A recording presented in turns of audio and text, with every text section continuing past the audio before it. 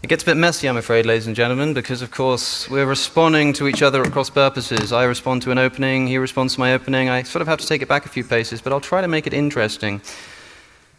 We heard about the angel of Yahweh and the suggestion that this might indeed just be Jesus. It might be. Look, I don't claim to be the sort of final authority on exegesis here. I'm simply asking you to consider what you think is a more appropriate explanation. I've suggested the divine name-bearing model as opposed to the two powers in heaven. And when I look at passages such as Exodus 23, verses 20 to 21, see, I am sending an angel ahead of you to guard you along the way. Pay attention to him and listen to what he says. Do not rebel against him. He will not forgive your rebellion, since my name is in him. I just ask which interpretation lends itself more nicely to the passages. David's rebuttal there seemed to suggest that I was under the impression that Jesus is just some dude. That is far, far from the case, especially in John's Gospel, where Jesus seems to posit himself as something of a model of faith for his disciples. And for what it's worth, this is kind of the image that I get of Jesus reading through the Gospels. What is he supposed to be? Something like an idyllic, faithful servant of God, and certainly in a special position. If you include the epistles in particular, then Jesus is, of course, exalted. But I want to get into that, but I suppose I should turn to Philippians chapter 2, which David mentions. Of course, we're not talking about Jesus' own words anymore, but it's still quite interesting what people came to believe.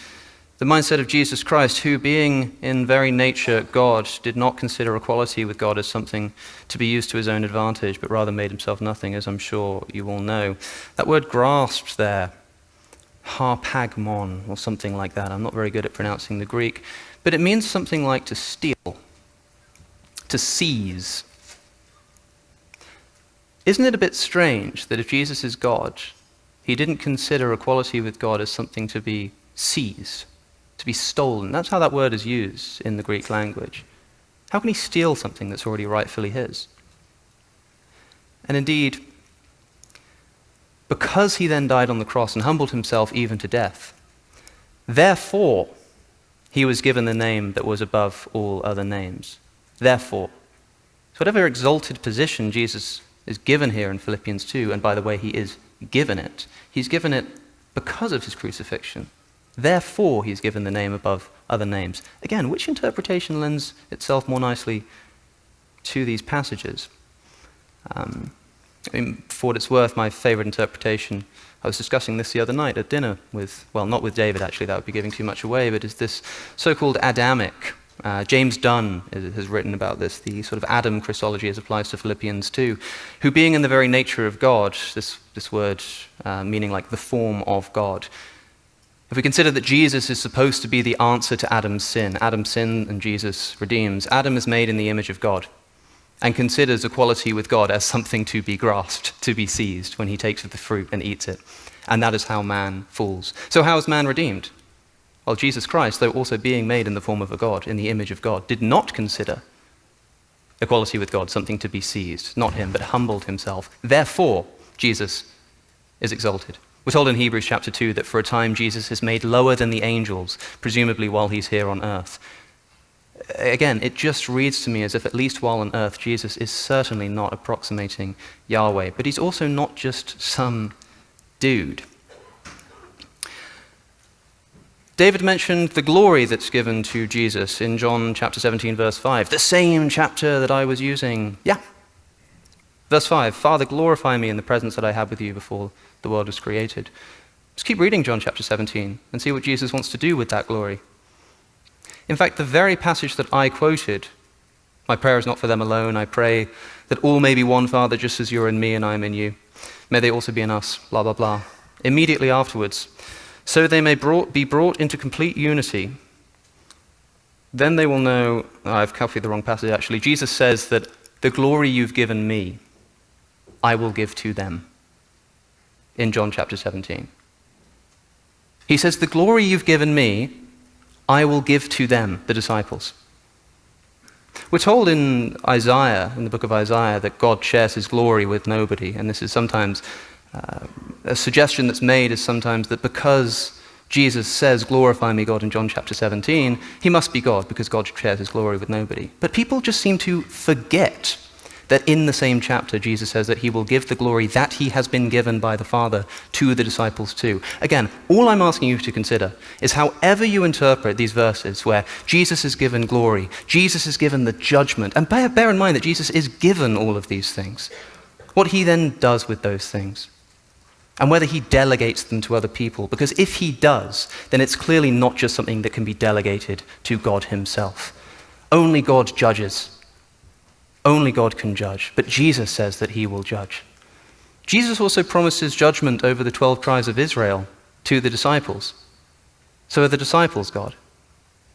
Jesus forgives sins, and only God can forgive sins. In John chapter 20, verse 21, he says, as the Father has sent me, again, kathos, just as the Father has sent me, I'm sending you. If you forgive people's sins, their sins will be forgiven. If you do not, their sins will be retained. I'm told that only God forgives sins, but then Jesus gives that ability to his disciples. In other words, all of these things which are supposed to indicate that Jesus has a special relationship with God, of course he does, but it's a relationship that he hopes and literally prays that will be shared with everybody. Also, this Luke chapter 6, verse 46 thing that David put up, I want to make sure I'm understanding this correctly. As far as I understand, in Luke chapter 6, verse 46, when it quotes Lord, Lord, and as far as I understand, David was saying that in the Hebrew, this is presumably Yahweh Adonai, right? Is that right, David? Yahweh Adonai in the Hebrew. Perhaps he'll address it in his second rebuttal. And then said, but in the Greek Septuagint, this is translated as Kyrios, Kyrios, because it's Lord twice. Which translation of the Old Testament are the New Testament writers using? The Septuagint. So the passage that they read will have said Kyrios, Kyrios, Lord twice. It wouldn't have said Yahweh and then Adonai, or rather the other way around, I think it is. It would have said Kyrios, Kyrios. So, of course, they're willing to use this in Luke's Gospel.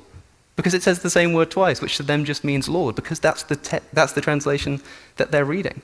Also, this idea that Jesus is a perfect communicator, David is like mocking this idea, saying, am I supposed to understand Jesus as just being a terrible communicator? Well, if you look at the way that the Jews were interpreting him, kind of. At the very least, people were deeply confused.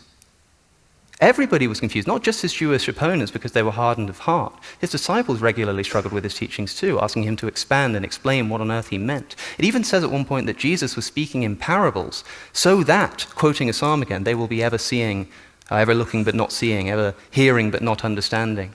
The Gospels tell us that Jesus was speaking intentionally in such a way that people would misunderstand him. And then it says, but when he was alone with his disciples, he explained everything.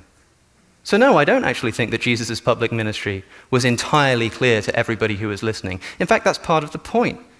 We're told that Jesus is constantly trying to hide his identity because he has to be careful about how he expresses himself, which, by the way, seems to raise a contradiction.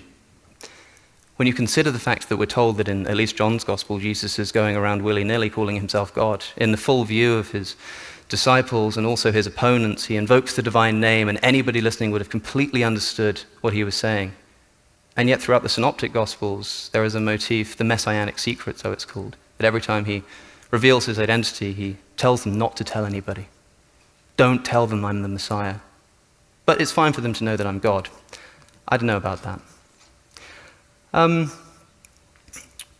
I think the best way of understanding who Jesus is, like I say, a sort of idyllic human being. Take when Jesus walks on the water, for example. Another example that's often given as a high Christological moment, because of course in Job 9 it says that only God treads upon the waves of the ocean. Sure, but people then also forget that Peter also walks on the water just afterwards.